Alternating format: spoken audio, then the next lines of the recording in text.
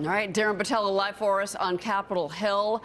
Well, lawmakers asked Treasury Secretary Bessent about housing affordability as the Senate takes up its bipartisan package, the Road to Housing Act, or the Renewing Opportunity, the American Dream. Let's bring in and get more with one of the co-authors, Senate Banking, Housing, and Urban Affairs Committee Chairman Tim Scott. Chairman, it's great to see you, sir. Thank you for being here. Hey, Cheryl, how are you? Thank you very much for having me. I gotta ask you about what we saw today on the House side with Maxine Waters. That was something else, I guess. Now, he's going to be testifying tomorrow in front of your committee, Senator. So welcome to the program. This is the first hearing of your committee. I'm sure you're expecting a little more decorum when the Senate greets the Treasury Secretary tomorrow.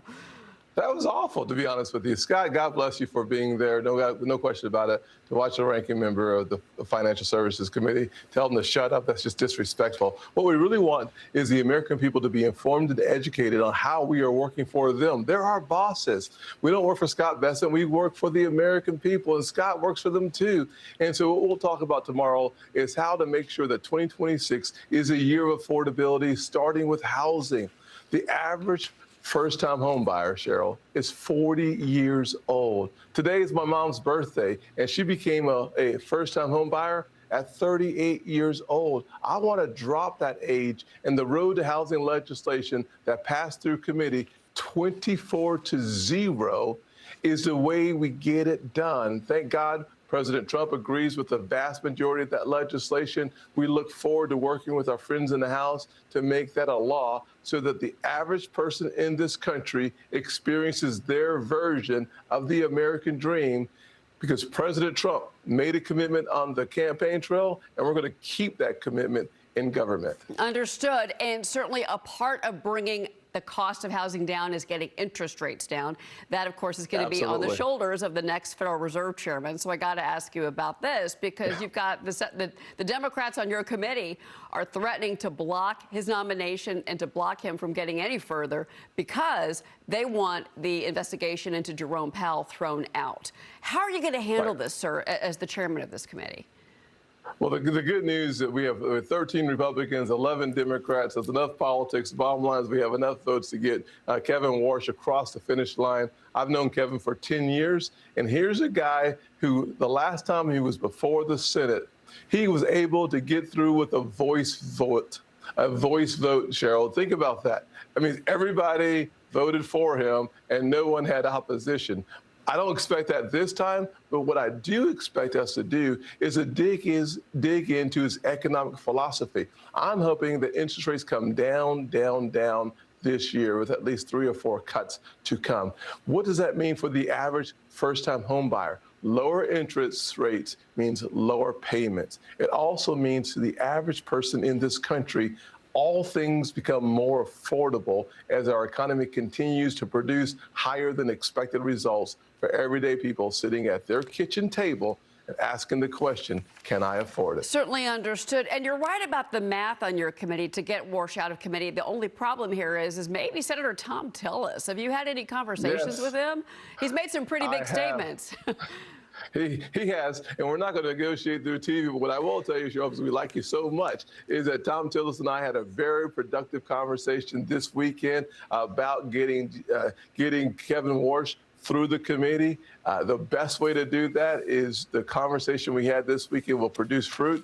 It had a lot to do with Jay Powell, had a lot to do with us moving this country forward. The good news is Tom Tillis, he actually likes Kevin Warsh. So I think we're on the same page. He has some things he wants to get done. We'll make sure that those little fires are put out so that we can get Kevin Warsh working for the American people.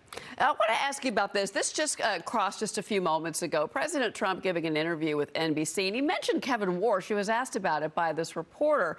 What he said is he wouldn't have picked Kevin Warsh if he didn't agree with him that interest rates need to be lower. That's going to come up, I'm sure. No doubt. Yeah, yeah, definitely. I can see it now. My Democrats are salivating on the committee waiting to ask that question. Here's what we know. The average person in this country wants interest rates to come down. Of course, Kevin should want interest rates coming down. When you're coming before the banking committee, the one thing we want is independence in the Fed. But we also want to make sure that the Fed takes care of 2 really important parts of the equation. Number one, price stability. Think about what President Trump has done in the last 12 months or so. Gas prices haven't been this low in 5 years. Next topic, housing. How do we make sure that the average person can afford a house? That means, in many ways, interest rates have to be better, and better for all of us means lower. Our economy is strong. Inflation is relatively low. That means that there's a reason for us to expect more interest rate cuts. And Kevin, if you're listening, I want interest rates to come down as well. I'm an average American. I want the same thing they want too. So I'm excited about having Kevin come over and take over the helm. The one thing about Jay Powell is he politicized the Fed so poorly and so much that under Biden, he would do one thing, and under Trump, he did a different thing. It's time for us to have an independent Fed that looks out for the best interests of the average person. Right, Senator. And I remember seeing you with President Trump when you were when he went to the Fed and you were looking through that renovation with the president. I remember the video because, well, we all saw the video. Before you go, though, I do want to ask you real quick, the Clarity Act, where are we? Can you give us any updates this afternoon?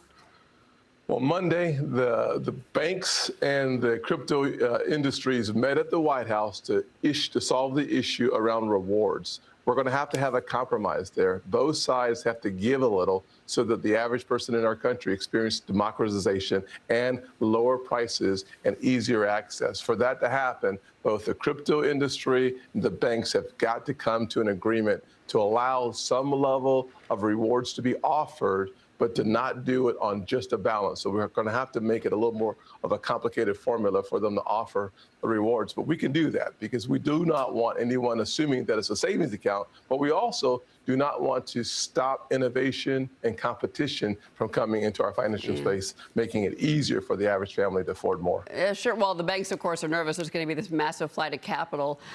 You know, of course they are. Doesn't show it. Yeah, of course, exactly. Of course they are, Cheryl. But that's not the way it will work. We'll protect our community banks, by the way, at the same time. Well, Senator Tim Scott, we're going to be watching that hearing tomorrow with the Treasury Secretary, and I'm sure that that's going to be a fascinating hearing. You're going to be, of course, chairing that. It's always great to see you, Chairman. Thank you for being